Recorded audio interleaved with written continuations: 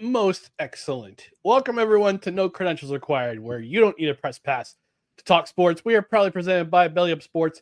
My name's Ryan McCarthy. Oh, geez. My name's Ryan McCarthy. I hit my boom. My name's Ryan McCarthy. I'm the host. I'm one of your hosts. To my right is a man who could hit more home runs than Jazz Chisholm did last night at the Home Run Derby, Dustin Henry. Dustin, how are we doing tonight? Actually, I'm not sure that I can. Which was a topic of discussion last night. But what I 100% can do is eat more Dots pretzels than he can, and more Monster Mix from Hannaford than he can. So, yeah, I'm doing well, though. I'm doing well. I was a little tired at work today. The Home Run Derby went on too long, I tell you. But I'm thrilled to be here. We have lots to discuss. How are you, sir? I'm also tired because I got home late last night from your and again, openly thank you for hosting myself and a couple other friends for the Home Run Derby. Stayed the whole time.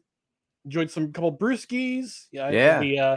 Hope I got a chance to try the Dogfish Head Grateful Dead juicy pale ale that I brought over. So, yeah, thank you. I haven't yet, but I will be trying that either tonight or tomorrow night for sure. Because I had a few brewskis myself last night, and I was like, yeah, this Monday night drinking, I'm not used to it. Neither am I. Neither am I, to be honest with you. But yeah, it was a great night. I'm a little tired today because I had to get up early, take care of I'm dog sitting for a friend while he's out of state, so helping out with that. So I'm getting up early and driving to his house and driving back and signing into work. So, and also my cat was very happy to see me last night, so he kept me up for a bit as usual on during the nights. But that's okay. We're having it's a fun day. Today, last 2 days, if you're a New York Jets fan, you're going to want to tune in and listen a little bit later in the show because I got some thoughts about the last 2 days in Jets land as a New York Jets fan. But we're going to talk about today.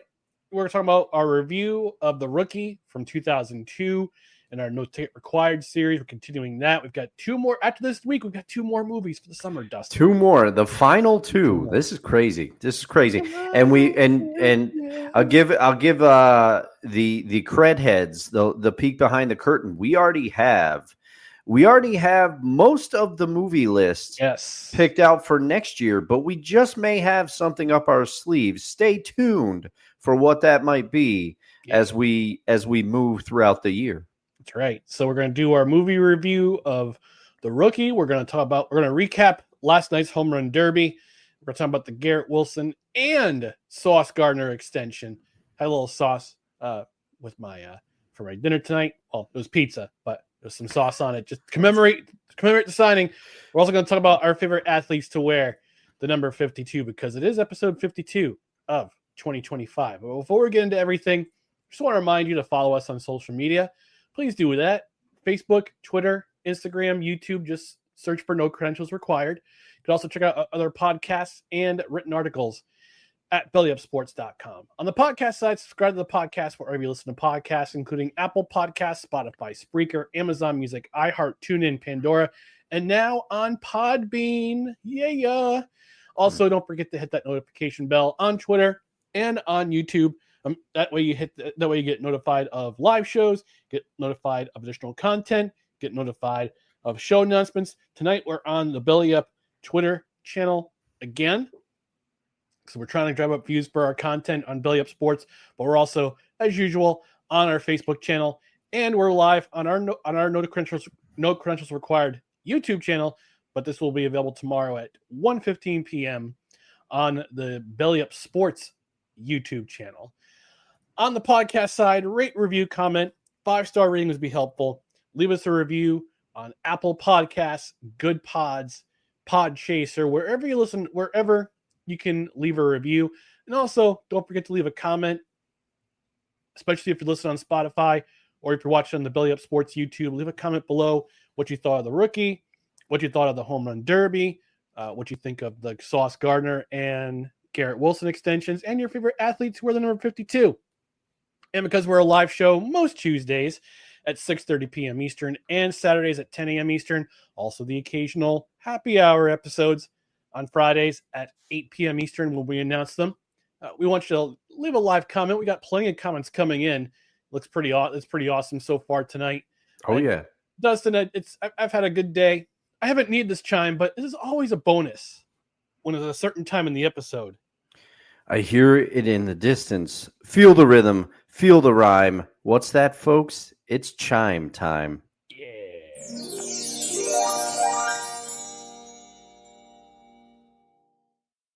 Some comments rolling in the comments section. Desi checking in for the first time in a while. She says, "Hi guys, hi Desi. Good. Hi, how are you?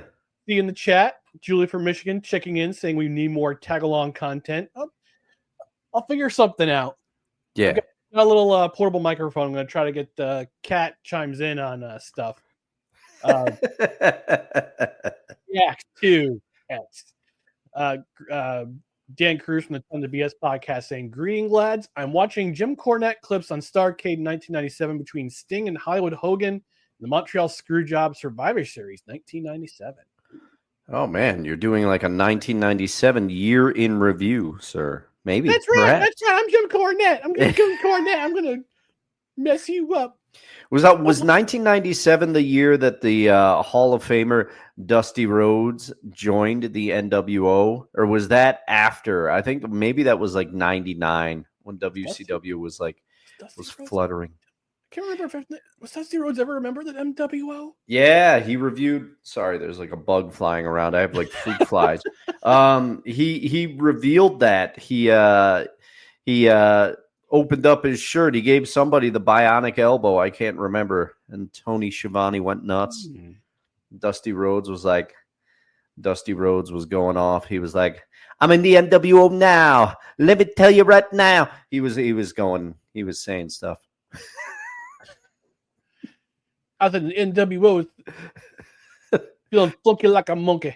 I kind of lost it. But he also says, "Dusty, you look tired. Too much Seahawks film, I presume." Yeah. And Desi agrees. She says she does see some bags under those eyes. Yeah, we just went over it. I was tired because I was up watching the Home Run Derby, which was entirely too long. They need to change the format. Yeah, we'll talk about that in the recap section. But yeah, I've got some thoughts about that myself. I was also breaking down Seahawks film with my friend Meatwad Dan, so you just might hear from him on Seahawks sessions in the future. Will we also have an appearance from Master Shake and Frylock? No, I gotta review. Maybe we can handle that. He also says that you look like the lead singer of Green. You look like Billy Joe Armstrong tonight. Oh, well, I hope you're having the time of your life watching the show, Dan. Appreciate it. We got other comments in the comment section, but we're gonna save them for after our review of the rookie. It's time for our favorite summer segment, which is no ticket required. Where is that bumper? There it is. Here we go. No ticket required.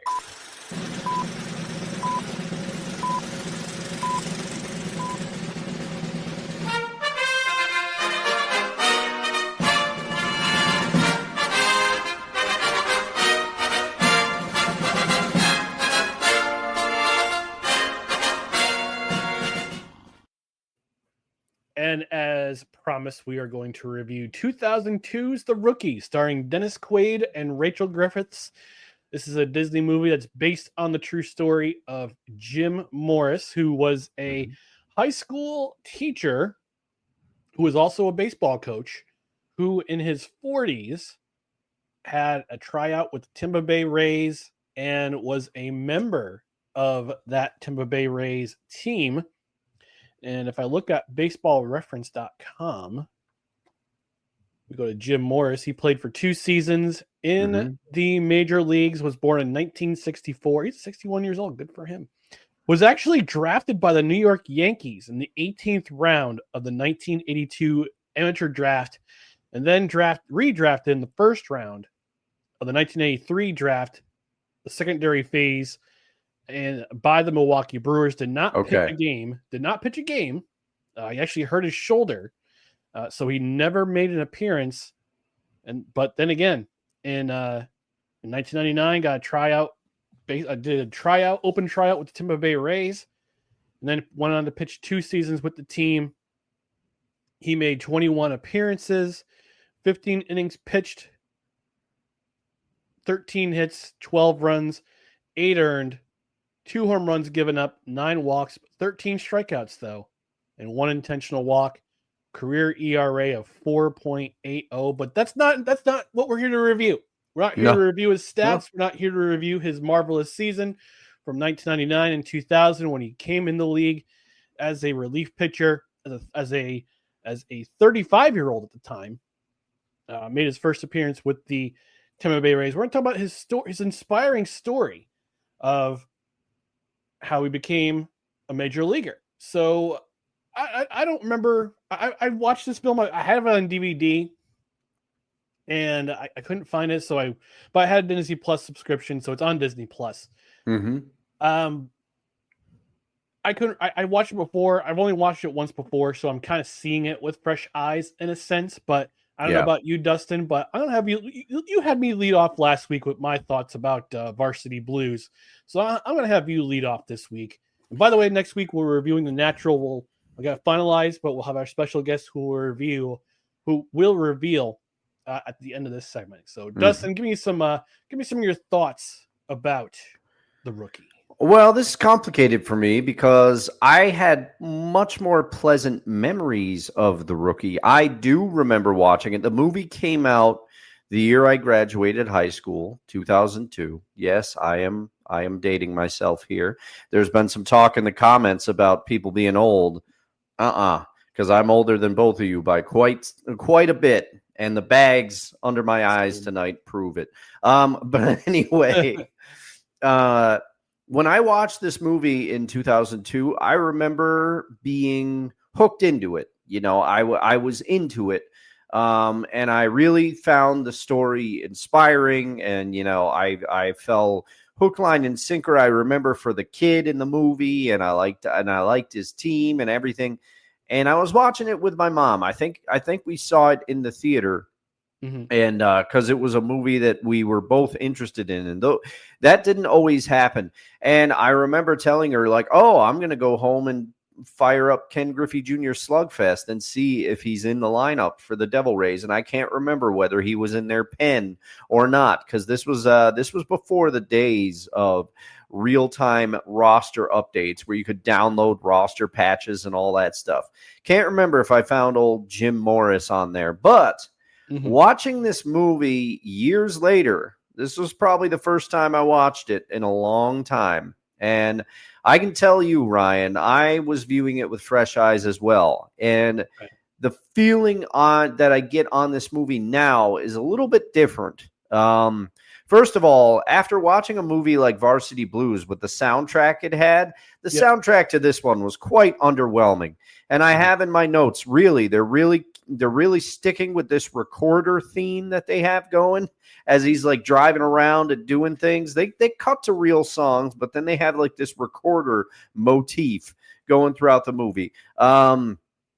I was excited to see. I had forgotten that Brian Cox was in this movie as Sir, aka Jim Morris's father. I think it was Jim Morris Sr. He was a Navy recruiter, Army kid. You feel bad for Jimmy. I do like the opening sequence, the beginning where they show how much he moved around, and you know that his father really doesn't share his passion for baseball and seemingly doesn't think it's a worthy pastime. But I remember Brian Cox the most. Most remember him from Secession.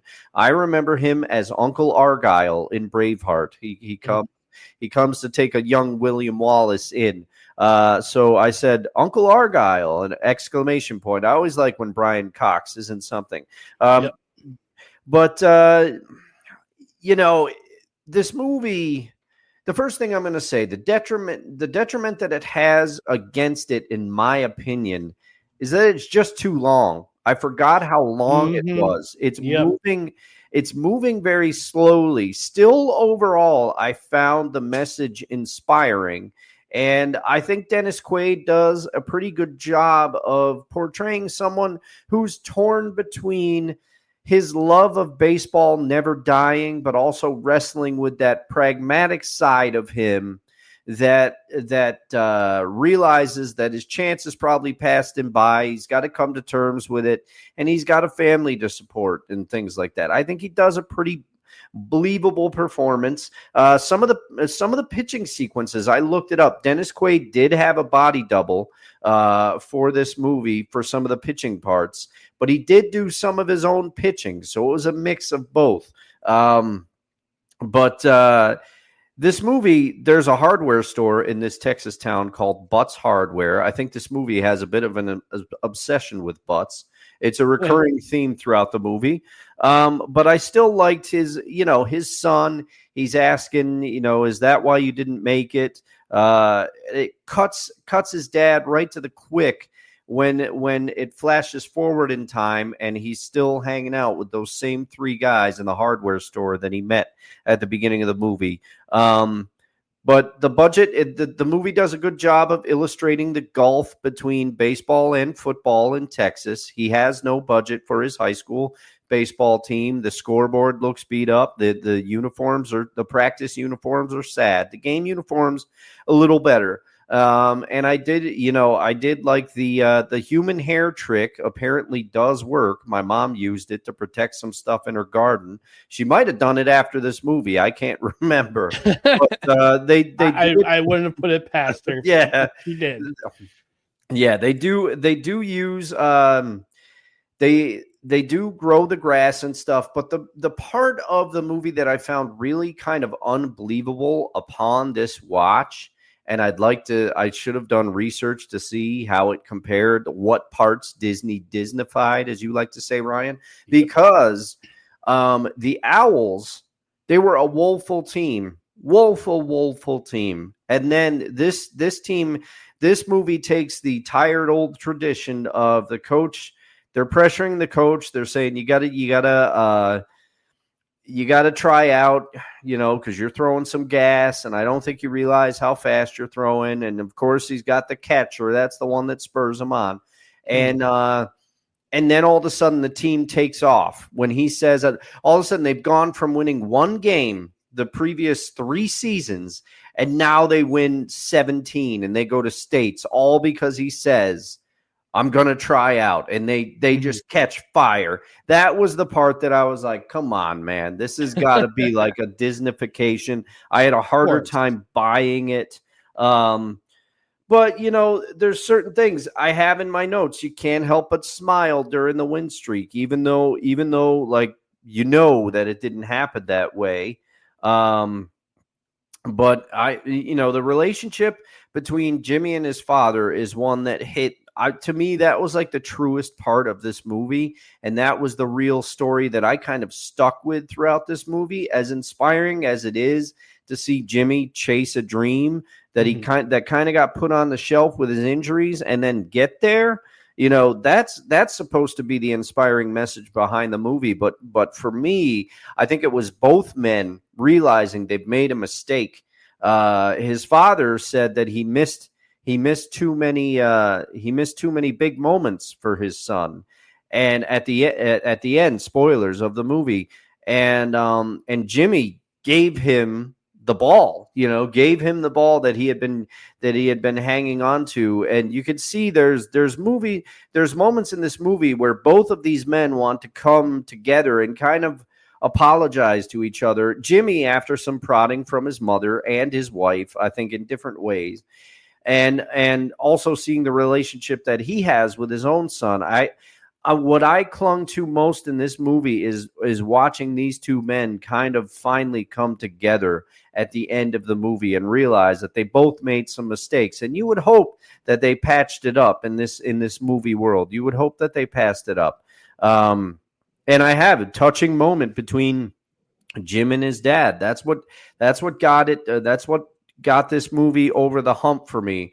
The baseball sequences, I didn't buy into them as much as I thought I would. I mean, like I said, I smiled during the win streak, even though I knew it was patently unbelievable. But this movie is conflicting for me because overall there were some parts I really liked, but the soundtrack was a weak point. I thought Dennis Quaid did a good job. He's got some guns in this movie, so he must have worked out. Some of his faces, dude's an all-time stud. Come on. Oh yeah. But I say this as a heterosexual male. Yeah. I have no shame in saying that dude's an all-time stud. Yeah, game recognizes game, but some of his faces that he's making, they're ridiculous. Like his trademark Quaid smile. I'm like, I'd never noticed how kind of crazy he looks sometimes. But this movie, it's kind of like Jack Nicholson and the yes, as the Joker. Yes, like same kind of smile. Yeah, that's an apt comparison for sure. But I guess I'll finish with these thoughts because I've gone on entirely too long. Some parts of this movie I really liked, and some parts I didn't as much because they were tough to buy in. And the soundtrack and the length of this movie has me conflicted about where to rank it. And with that, I will turn it over to you, Ryan, and then we'll rank the movie at the end on our respective list.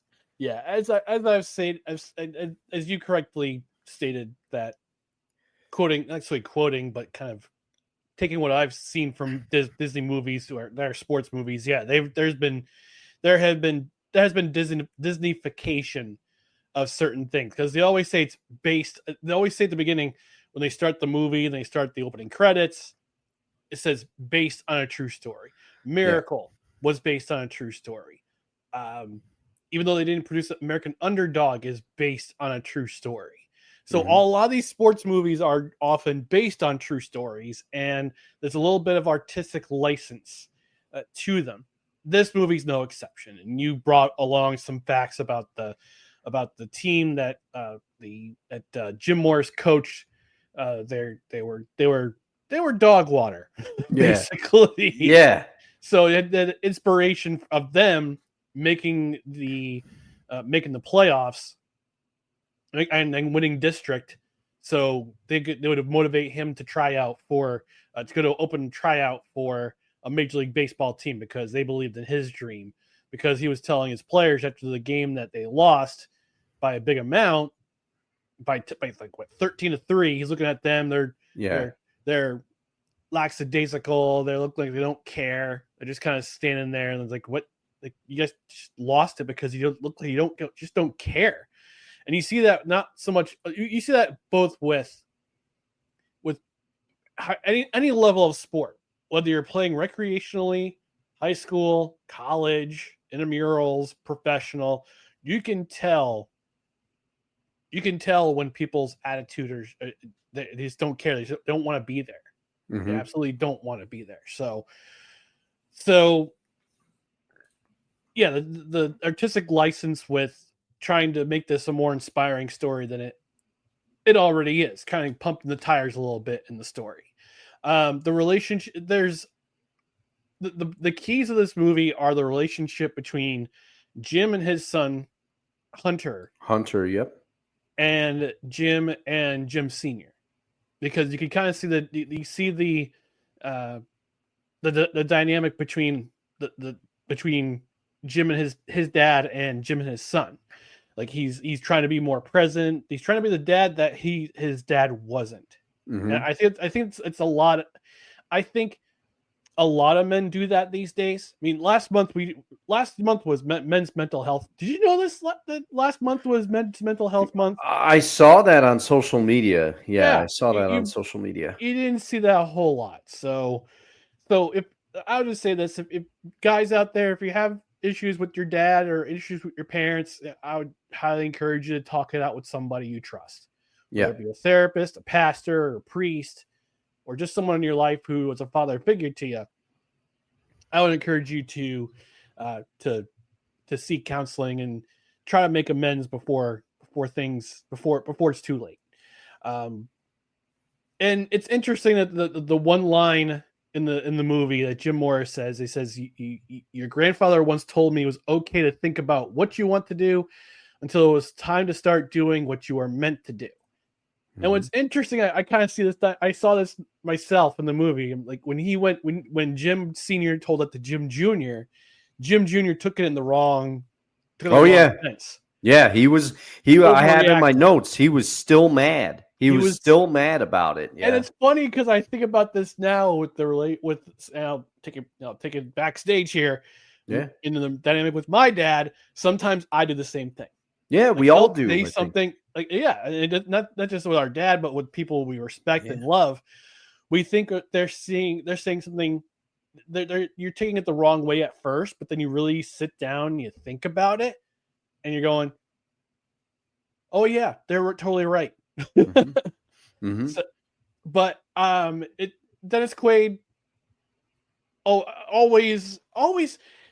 He's one of the great sports movie actors because he's not just in this movie, but Everyone's All American. I never saw that movie. Maybe we had that in a feature list for No Ticket Required. Everybody's All American with Jessica Lange as his girlfriend / wife in the movie. He was also an American Underdog. He was Kurt Warner's father-in-law. Oh, I forgot about that. Yeah. Forgot his cameo in there. Yep. He was also in Any Given Sunday, which we'll probably, again, do another feature, No Ticket Required about. But he always seems to crush it when it comes to sports movies. This one, no exception. Absolutely crushed it. Absolutely crushed the part of Jim Morris. Was again, great actor. But the person who stole the show, the actor who actually stole the show in this movie, Angus T. Jones as Hunter Morris. Yeah. And what's interesting is that Angus T. Jones, he's no longer in Hollywood. After he did 2.5 Men for however long that show was on the air. And after he went to college, met his wife, started going to church, and he's like, "No, I don't do that anymore. I don't." He's no longer an actor. So he's no longer in the Hollywood. But like when he was a kid, you could tell like this guy, he was going to be a really good child actor, and he was excellent in this movie. He stole the show. Yeah, I forgot that's because I was like, he looks familiar, and I did. I was watching this movie with my sister Tracy. She came over and we watched it, and she kind of made fun of. We were making fun of Dennis Quaid's faces, some of them, and then she did like an Angus T. Jones smile, and I turned to her and I said, "Hey, he's the heart of the movie," and I wasn't fully joking here. But like you said, the top of your comments, this movie was long, and I watched it on Sunday afternoon. I got home from the gym, got some popcorn, sat down. I said, I was gonna watch a football game that night, so I'm doing my thing with Total Football Talk with our boy Drew Willingham. Yeah. I said, all right, let's watch this movie. I'll watch a couple hours before the game starts. Popped it on Disney Plus. I looked at the timeline. It says 2 hours. I'm going, oh no.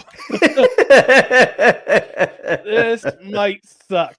It didn't, but there were times where everything just kind dragged. of felt slow. It dragged a little bit, which was it's the weak part of it. This is one of the weaknesses, one of the flaws of this movie. It's just the length and how it drags out a little bit. And there's a lot of stuff that didn't necessarily need to be in the movie, like the calls to home from the minor league fields.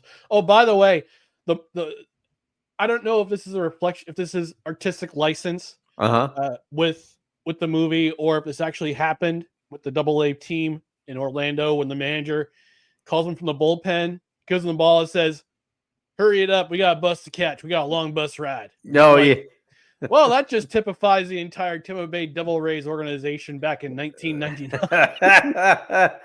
They were still owned by Vince Namoli, I believe, at that point. Yeah, and actually they just got sold yesterday. They announced it yesterday that they were being sold, and they're going to probably stay in they want to stay in the new owner has mentioned that he wants the team to stay in the Tampa area, not St. Petersburg. So I don't know how it's going to happen, but that's neither here nor there. We just happen to mention the Tampa Bay Rays because Tampa Bay Devil Rays are in this movie. So. Yeah. But I forgot how clean those Devil Ray uniforms were back in the day with the gradient lettering and and the manta ray on the front and the Yeah. cap.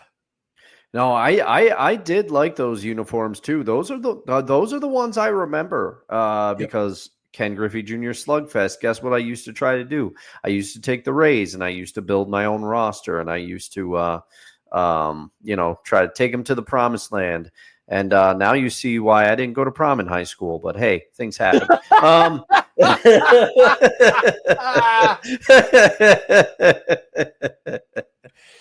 Little peek into Dustin's life there. yeah.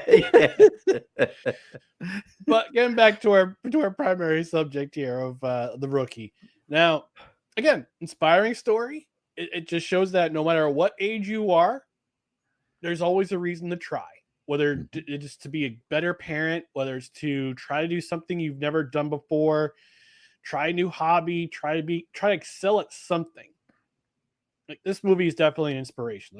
Yeah. Mystery Alaska in the same way was also very inspirational, even though it's total fiction, but it's definitely a what if film. Like, what if a team that gets together every Saturday and has guys in the town play the game on the Saturday game? What if they were to play against a professional team, the Binghamton Rangers in a sense? But no. Again, the Disney movie, inspirational. Again, the flaw of this movie is, again, the artistic license and the length and the fact that some of the scenes just dragged out and they didn't really need to. So yeah, but that's for me. That's it for me. So we're going to do our rankings, Dustin. I'm going to start with you. In terms of the movies we've seen so far in this iteration of No Ticket Required, where does this rank in your rankings? Okay, number 1 is Seabiscuit. It's going to take a heck of an effort to knock it off, and I don't think anything's going to. Number 2 for me. 2 movies left, though. Yeah, yep. 2 movies left. We'll see. Then we got number 2. I have a feeling there'll be some changes down the line, but for now, my number 2 is still Invictus. My number 3 because of nostalgia, Blue Chips. Okay, I always have to put that asterisk on it, but also Nick Nolte, incredibly believable as that basketball coach. And then, okay, number 4, Mystery Alaska, barely edged out by Blue Chips. Number 5, this is where I struggle. This is the internal conflict, but I do think I'm going to put Varsity Blues slightly ahead of The Rookie. Varsity Blues stays at number 5. The Rookie just barely goes to number 6. 7 is Draft Day. And 8, of course, we all know, No Holds Barred. All right, here's my order. So number 1, obviously, Seabiscuit. Number 2, I'm trying to remember my draft. I'm trying to remember my order. Maybe I'll have to go back in the archive and listen to the last episode to remember what my ranking was. But if I remember correctly, number 2 was Invictus, if I remember correctly. And then number 3, Mystery Alaska, barely edging out Blue Chips. Blue Chips, yeah, you had Blue Chips. You and I have Blue Chips swapped in Mystery Alaska. I'm going to put at number... Let's see. So Seabiscuit, Mystery Alaska, Invictus, Blue Chips. I'm going to put The Rookie at number 5. Okay. Not because of the subject matter, not because it's an inspiring story, but just because of it was too long and it dragged out longer than it should. Yeah. Number 6 is Draft Day. I'm sorry. Number 6 is Draft Day. Oh, what about Varsity Blues? Oh, Varsity Blues. Okay, so Varsity Blues is just under The Rookie. Okay, yep. Just under the. Well, like I said, I'm trying to go by memory. My memory is bad, so I'll have to go back in my rank. I'll have to go back and listen to the last episode or watch the last episode to remember where I was. So Seabiscuit, Invictus, Mystery Alaska, Blue Chips, The Rookie, Varsity Blues, Draft Day. Then last place, No Holds Barred. You and I have draft day and no holds barred have been locked in that position pretty much for the whole time. They have since no holds barred. Yeah. That was 3 weeks ago. Shoot. Yeah.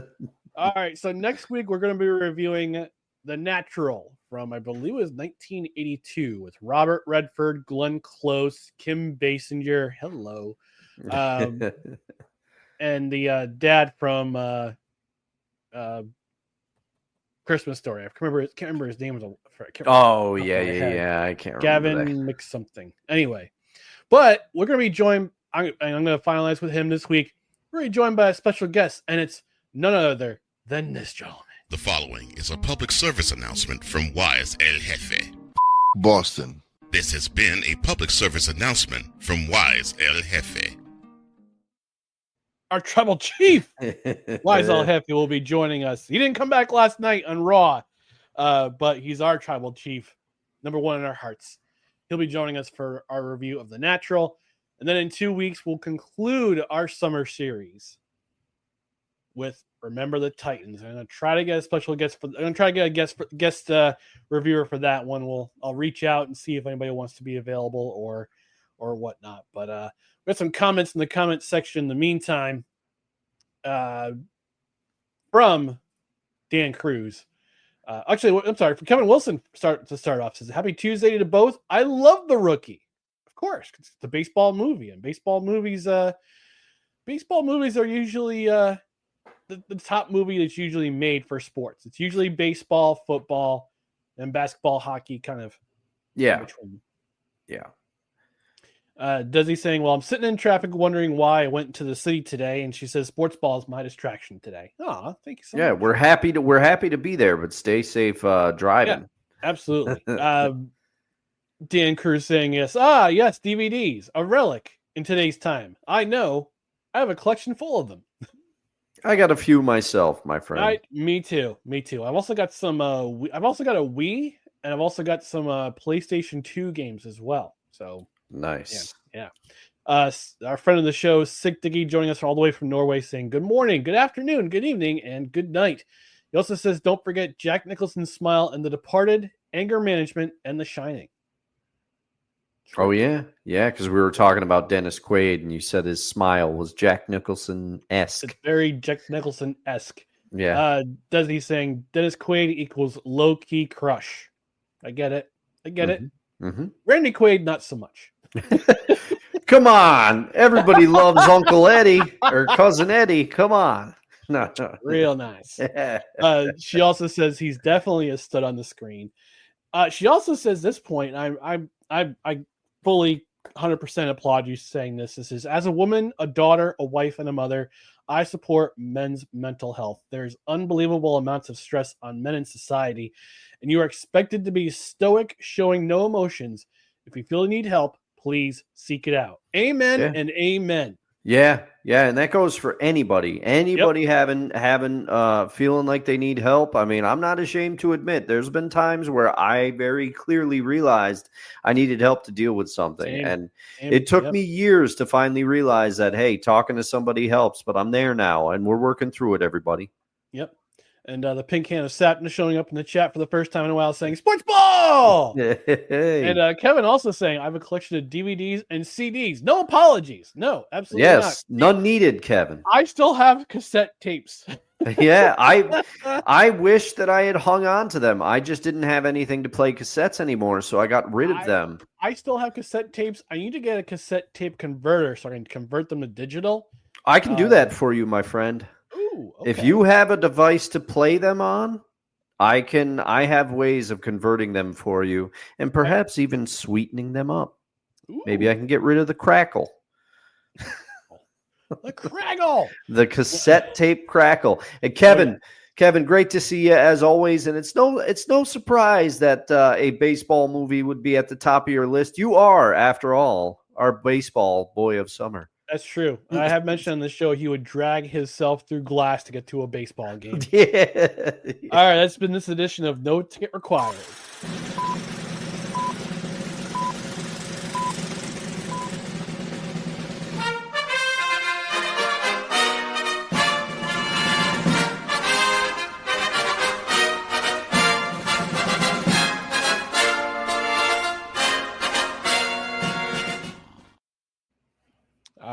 going to talk about the Home Run Derby. We're going to talk about the Garrett Wilson and Sauce Gardner extension. And then we're going to reveal our favorite athletes to wear the number 52. But first, this message from Fanatics. Being a fan isn't just about game day.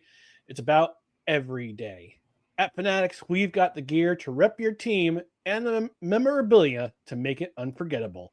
From jerseys to limited edition collectibles, from the stands to your shelf, it's all here. Fan gear, fan moments, Fanatics. And you can find our affiliate link in the description below to get your gear. What you can do is click that link. You help the show. You help us appreciate the show by clicking on the link to order from Fanatics. And I'm actually wearing some Fanatics gear right now. I'm wearing my Utah Mammoth t-shirt.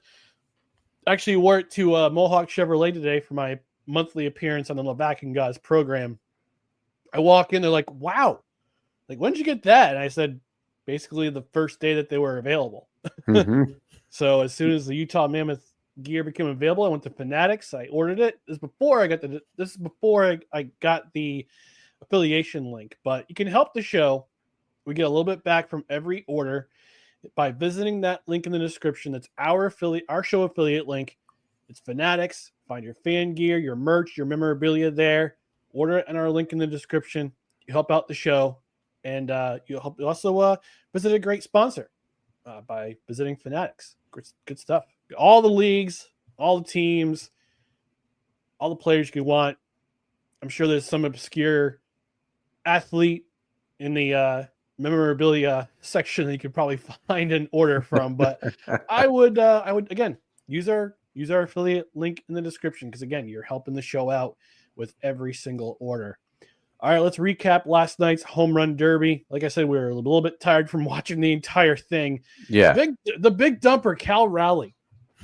He wins the entire thing. He won with 18 home runs in the final round, primarily batting left-handed, but he also hit 7 home runs batting right-handed. And we got a couple critiques about the Home Run Derby that we want to talk about. Yeah. So first off, I said this last night in our party group. I said, I'm really hoping that they have different people in the booth for in the play-by-play tonight, because look, I've said there are booth guys, there are play-by-play guys who belong in the booth who do play-by-play, and there are guys who belong in the studio.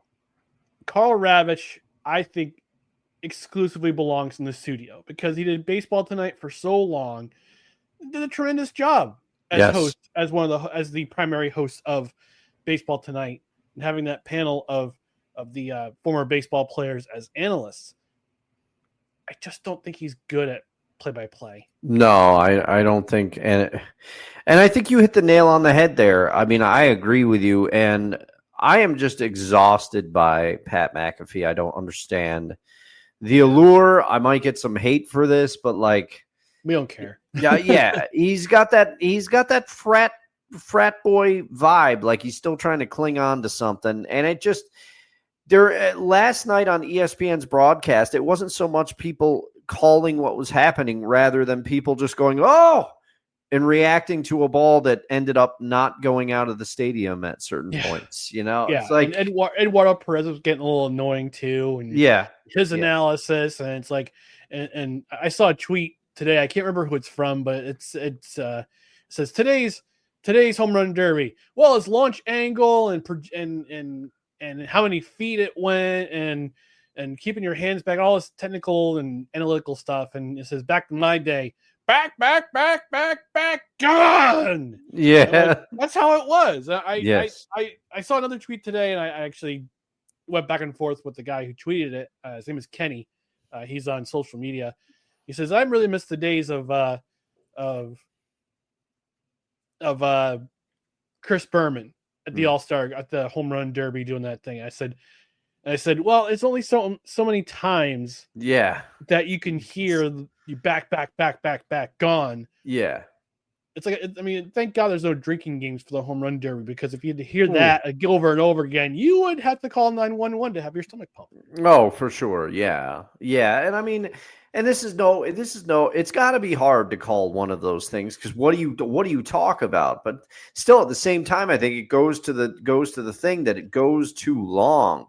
And again, it was just, and maybe it's because I'm a former audio guy, but because I didn't mind having the Todd father there, former Red and Yankee at late in his career, I think, but. I feel like shout to the Todd father. There were too many guys whose voices had the same timbre. So there were times where I couldn't even tell who was talking. And then I know I can't speak for you, Ryan, but I think you agreed with us. Most of us were getting tired because they just kept referring to Cal Raleigh as the big dumper. And it's just like, okay. All right, we get it. We know where the nickname came from now. Thank you, ESPN. But I don't know. I think if they shortened it up, it wouldn't have graded as much as it did. We would have been a little more tolerable of the launch angle analysis and all these things. And guys do modify their swings for the Derby. It's a thing. But I don't know. And people are hoping, and I'm sure your brother-in-law, who I didn't know until last night, was a Seattle Mariners fan. Oh yeah, I had no idea. You hope that his swing isn't, because we've seen this before in previous home run derbies where we saw with Aaron Judge in 2017, he won the home run derby and struggled for the rest of the season because he was so you're not used to seeing, not saying used to it, but you're having trouble adjusting to actual pitches coming at you instead of just like these soft tosses from your pitching coach. Yeah. And I want to pose this question to you. I also want to pose this question to people listening and who are watching. Do you think it was an unfair advantage for Cal Raleigh having his dad as the pitcher, tossing those balls to him, and his brother catching? I don't think so. Only because now I didn't realize until later in the broadcast that his brother was the one catching, but this is not the first time a father has pitched to his son in the home run derby. Robinson Cano's father pitched to him the year that he won it. So, I don't, you could make the correlation. Maybe it is an advantage because both guys, to my knowledge, who had their fathers pitch to them, won it. But I don't think it made a difference because all of those guys, I think, had somebody that they knew and trusted pitching to them. And the home run derby is a completely different venue. You saw, I think it was Byron Buxton telling the person where he wanted the pitch. He was saying, lower it, Right. So I don't think it was that much of an advantage. Yeah. And speaking of Byron Buxton, neither of us won won our bet.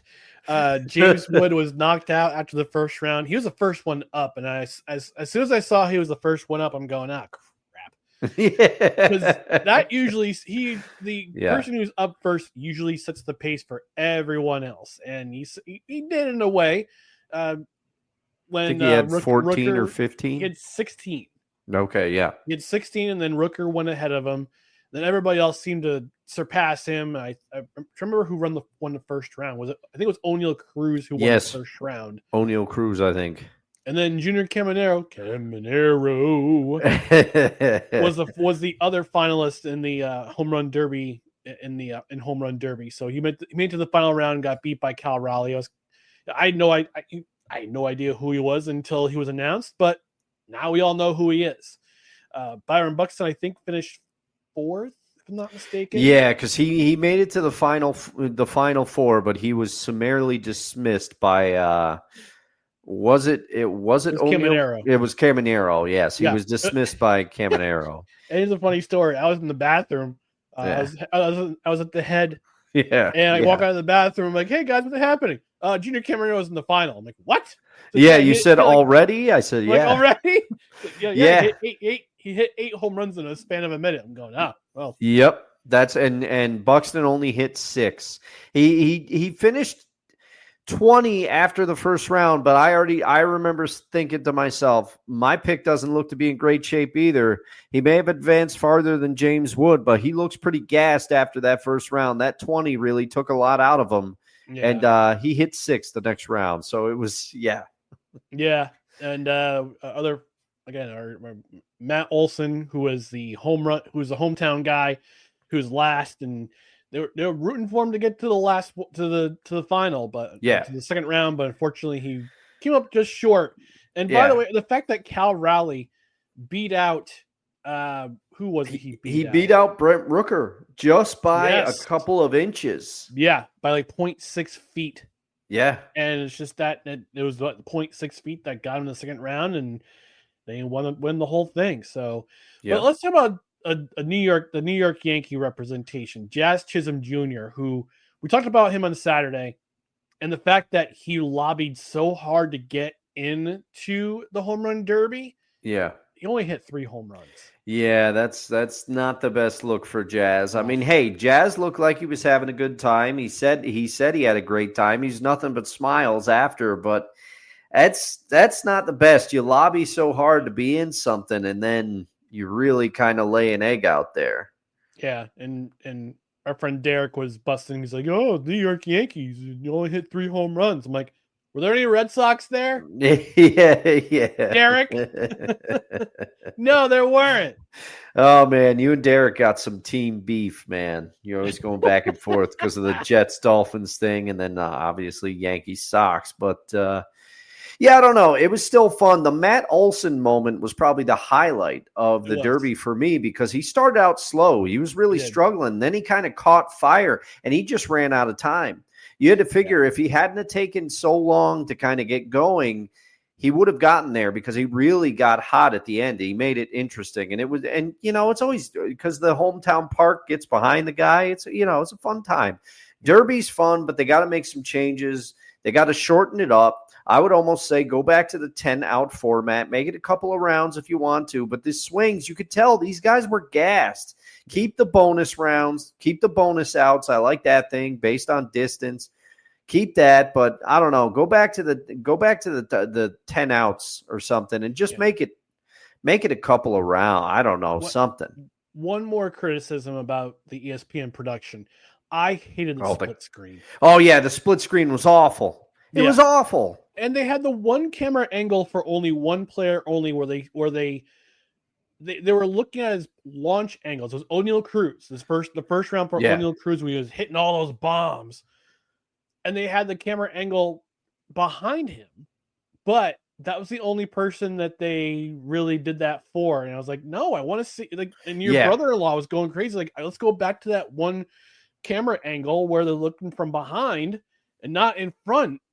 Yeah. And it's like, no, that was great. O'Neal Cruz really, I think a lot of people realized who he is last night. He hit a couple moon shots, 512 feet. One of them was. You don't see 512-foot home runs in the home run derby anymore. Not since the days of Bonds, Sosa, McGuire, Griffey, and we know what the majority of those guys were doing. Which, hey, Ryan and I have talked about that many times on this show. Yeah. I think the left-handed batters especially were trying to aim for the Omni Hotel, which is directly back of Truist Park. So next year's All-Star game is in Philadelphia. I'm kind of curious to see who they're trying to bring up as the hometown guy, representing the hometown for 2026. Is it going to be Trey Turner? Is it going to be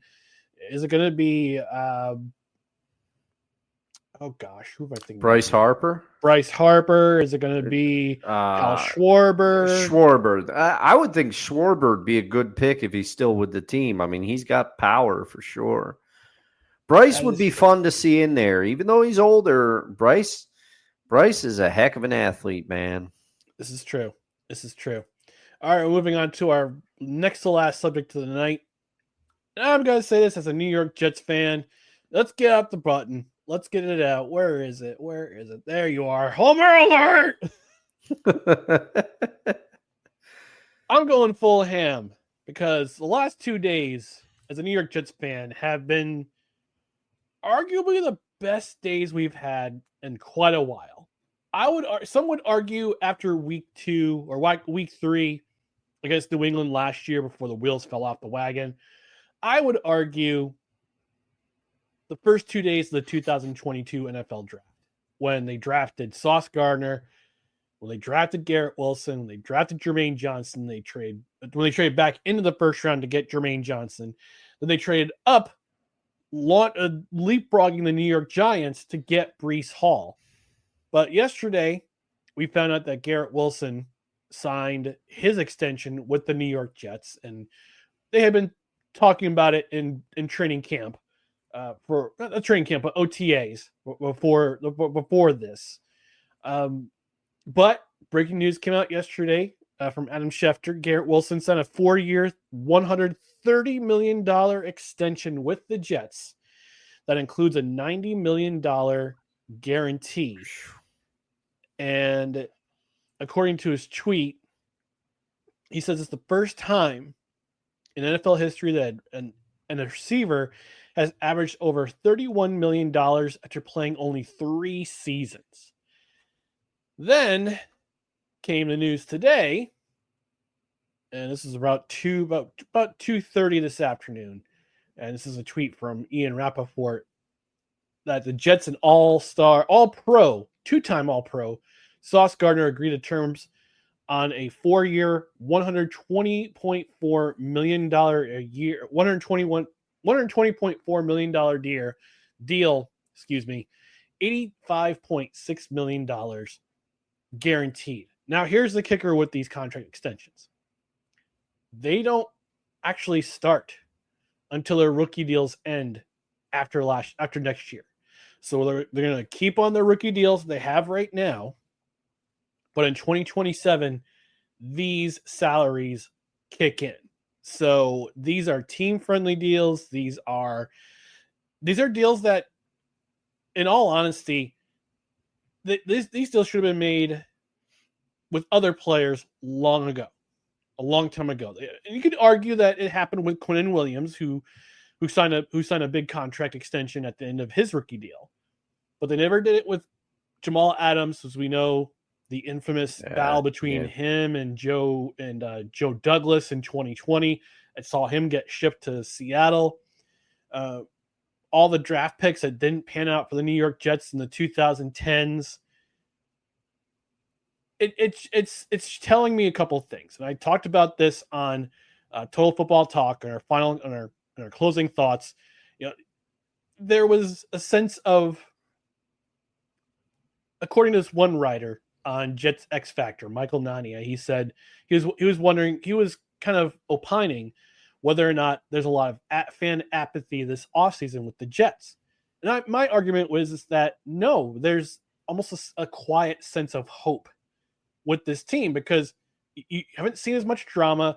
All the drama that we thought was going to happened right, I think, probably a week into Aaron Glenn's tenure. Mm-hmm. When they flew in Aaron Rodgers and they said, "You're not part of our plans going forward. Thank you, but no thank you," and they let him walk to free agency.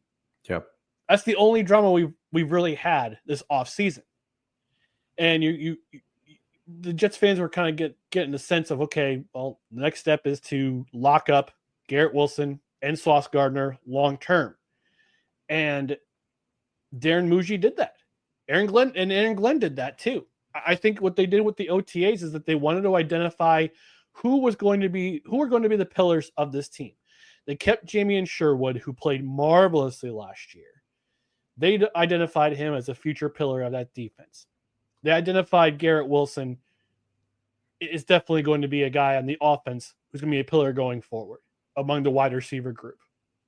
And they identified Sauce Gardner was going to be a pillar of that secondary going forward. So this is what you do. This is what good teams do. This is what smart teams do. They identify the pillars, they identify the culture setters of that team, and they pay them like they should. Make them you pay your pillars of the team to let people know we're in this for the long haul. This is going to be a long haul deal. These guys are locked up until about 2030. And by the time that their contracts end, they're all probably going to be in their 30s. I mean, Wilson and Gardner, I think they're 24 and 25. They're both 24 or 25 years old. By the time these deals end, they'll be in their 30s. But the Jets recognize that their best years are still ahead of them.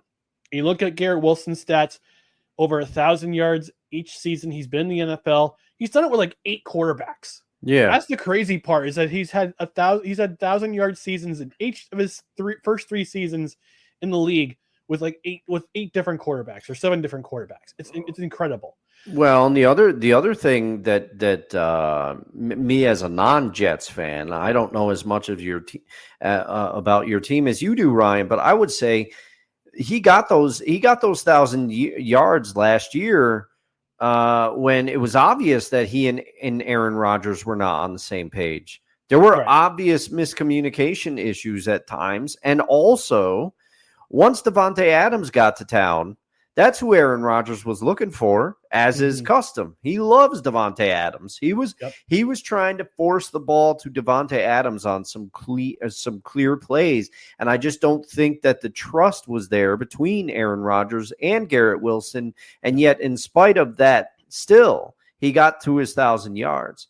So, but you hit the nail on the head. The Jets obviously see something. I think Aaron Glenn is taking a no nonsense approach to this team and the way he's trying to handle things. And I know that he got reunited with his former quarterback. So that could be big things for Garrett Wilson. Who knows? Yeah. And you talk about Sauce Gardner, and people say the first 2 seasons making All Pro. His first 2 seasons were phenomenal. Last year, you could say people could argue that his game dropped off the little. He didn't have the season. His game dropped off a little bit. He didn't have the season that he had his first 2 seasons. And yeah, he openly recognizes that. Had difficulty tackling. People want to see more interceptions. I was actually watching today the Jake Asman show today, and he had a guest from U Stadium who was arguing that Sauce Gardner should not be extended for reasons that he doesn't have any pick sixes. He doesn't have as many interceptions as other corners do. And I said, well, I wouldn't say part of the problem, but I would say that Sauce Gardner is such a threat on whoever he's covering. Quarterbacks just don't throw it his way because they know the receiver's not going to get open. He's going to stick with the receiver on their routes, and they know the pass is going to be defended. So yes, he doesn't have a lot of interceptions. He doesn't have a pick.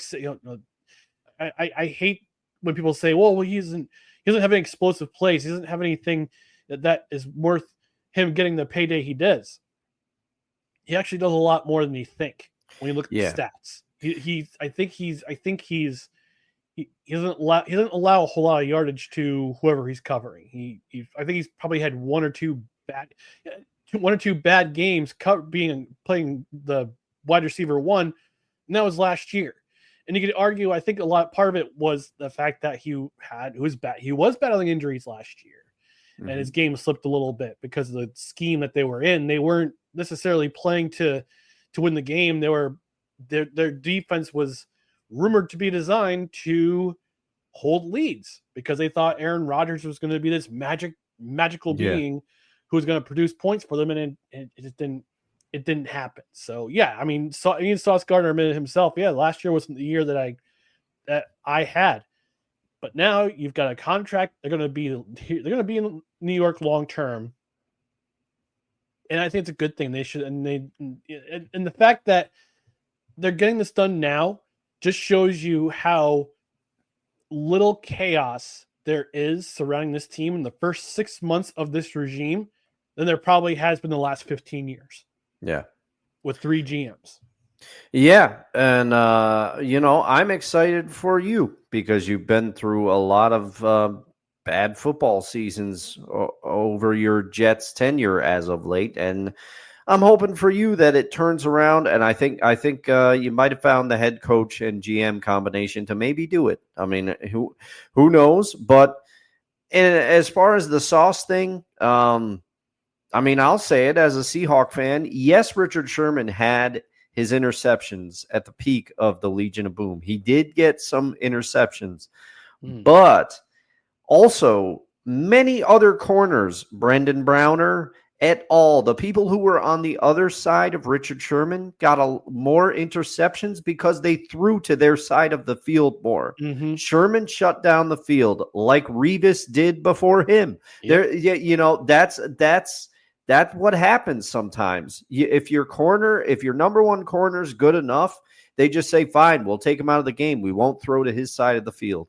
Yeah, and you're going to see during the season, oh, this wide receiver who's a wide receiver one, he's having a quiet game. Yeah, because Sauce Gardner's on him the entire time. I mean, in the first 4 weeks of the season for the Jets, they're playing some very good receivers. I mean, week 1, you got DK Metcalf. Yeah. Week 2 is whoever Josh Allen's number 1 is. I can't remember who it is. That's changed a little bit. Yeah, it changes. Week 3, it's going to be Mike. It's going to be Adams or not Adams. Who are they playing week 3? Tampa Bay. Tampa Bay. It's going to be Mike Evans and yep. Godwin. Chris Godwin's back. It's going to be Mike Evans. Week 4, it's going to be Tyreek Hill. Week 5, it's going to be CeeDee Lamb. Week 6, not Jerry Jeudy. He's with the Browns. But yeah, whoever's going to be on the opposite side. I mean, week 8 is going to be a test because you got two arguably weak wide receiver ones in Jamar Chase and T. Higgins, who both got paid this offseason. So yeah. But I'm a New York Jets fan. I'm celebrating today. I'm celebrating based on the fact that in the span of 24 hours, less than 24 hours, both your pillars on offense, one on offense, one on defense, are getting paid, and they're staying right where they are. You're not trading them like you did in the past with like Keyshawn Johnson, John Abraham, Leonard Williams, all those guys from previous regimes. You're not trading them for assets before their value gets too high. You're paying them now, and hopefully like a good investment, it pays off. That's what I'm hoping for. Hope springs eternal. It certainly does, and hopefully those wins. The whole wins are many while they're still around. All right, our last segment of this episode, our favorite athletes to wear the number 52, and I talked about this with Dustin after the show on Saturday. Yeah, we talked about it. I'm like, all right, who's your athlete? And we're just like, mine's baseball. I'm like, all right, cool, mine's football. So I'm going to lead off with this one. Yeah, take it away. All right, so my favorite number 52 is from the sport of football, and that's Mr. Ray Lewis. Sugar Ray Lewis from the University of drafted from the University of Miami, 5th overall. I'm sorry, I forgot which way he was drafted. But anyway, drafted from the University of Miami, Hall of Famer, 12-time Pro Bowler, 7-time All-Pro, 2-time Super Bowl champ, part of the Hall of Fame All 2000s team, 2-time Defensive Player of the Year, Super Bowl 35 MVP, was a threat wherever he was in the field for the Baltimore Ravens in the 2000s and into the 2010s. Like that dude, he was the guy who set the tone for the Baltimore Ravens defense. Yeah. Not just the defense, but the entire team overall. With him, Ed Reed, Terrell Suggs, all those dudes, like Rod Woodson, those guys were dudes. Those guys were absolute dudes, and they made that Baltimore Ravens defense and the team as a whole, they made them what they were, that powerhouse in the 2000s into the 2010s. And he made such an impact on the field. Also a good guy off the field, although they had that incident in Atlanta during the Super Bowl where unfortunately a person passed in his presence, but had an incredible career. And he's just a guy who it was just a pleasure to watch on the field, was just an impact player. Arguably ended a few careers, but one thing you don't do in Ray Lewis's presence, you don't cross the middle as a tight end or a wide receiver, because you're going to get hit, and you're going to get hit hard, and you'll probably have to leave the game for a while. If not, you'll be probably out for the rest of the game. I remember him on a crossing pattern on a Monday night. They were playing the Jets. I think this was in 2011 or 2012, I want to say. And Dustin Keller came over the middle. Oh, man. And Mark Sanchez threw a hospital pass. And basically Ray Lewis said absolutely, positively effing not. And just nailed him. And Keller was not the same tight end since after that. So he had that much of an impact in the field. He was intimidating. He was just such a difference maker for that Baltimore Ravens team. And he made them, after they moved from Cleveland, he made them what they became. And, and it's still a winning tradition now with Baltimore Ravens. So that's my number 52. Dustin, who is your favorite number 52? Well, Ray Lewis is a great pick, and I should have thought of him. I really should have. And as far as I remember, he was kind of immune to the Madden curse. He was on the cover of 05, but it didn't affect his play that year, if memory serves. But there's one obvious 52 for me. Obvious. If you've listened to my tenure on this show for any period of time, you could probably guess the 52 that's coming, and it's CC Sabathia. It's CC Sabathia all day. CC Sabathia, left-hander. I'm always partial to lefties because I'm a southpaw myself. Can't pitch, but I'm a southpaw. But CC Sabathia, not only is I loved him when he came into the league with the Indians. He was the first one to really wear his hat askew. He was a trendsetter, and you could see his talent on the Indians. But what really got me into CC's corner, and I've told this story 50 million times on the show, so I'll continue. I'll keep it short. But when he was acquired by the Milwaukee Brewers, that team was on the edge of making the playoffs. He, right before his free agent year, this was his chance to get a big contract. He pitched his arm off for the Milwaukee Brewers to close out a season on 3 days rest repeatedly to get them into a wild card spot where they promptly got beat.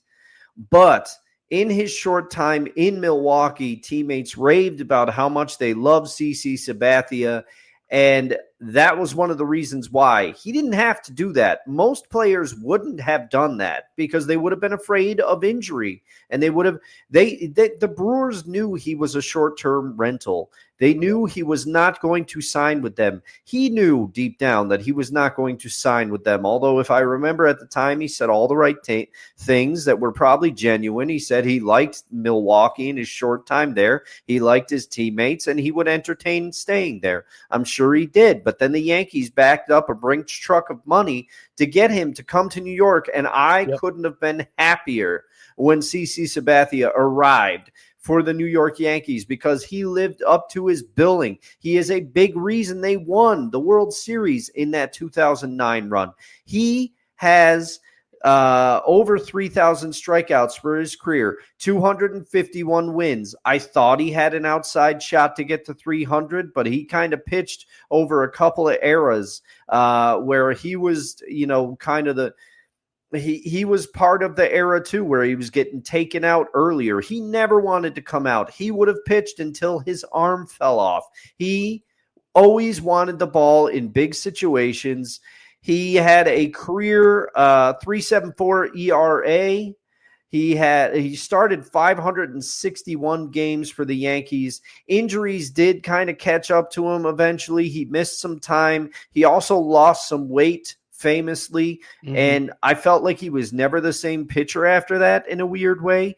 He lost some weight, and they asked him one spring training, they said, "Hey, CC, how did you lose the weight?" He said, "I stopped eating Captain Crunch." Hence my headline. Again, you got to look at the headlines if you want to see who my player is going to be, if you want a hint.